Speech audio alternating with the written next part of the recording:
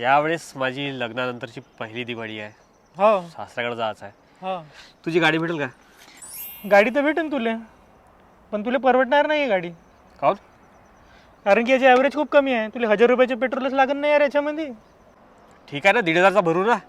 10,000चे कपडे घेऊन देणार आहे सासरा. अरे बापरे, बायकोने जुगाडच केलं की यावेळेस 10च्या खाली आला नाही पाहिजे आपला बजेट. 10चे मध्ये 10चे घेणार आहोत. तर तुम्ही सर पाहुजार आहे, मटण चांगला आहे. वासाली वासाली.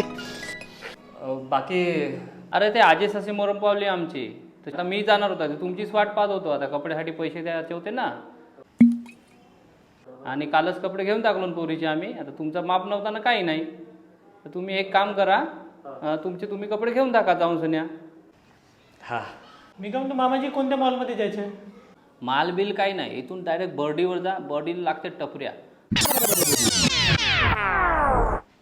हे तुम्ही 350 रुपये घ्या. 150ची टी शर्ट आणि 200चा पॅन्ट, मस्त चकाचक होते तुमचा ड्रेस.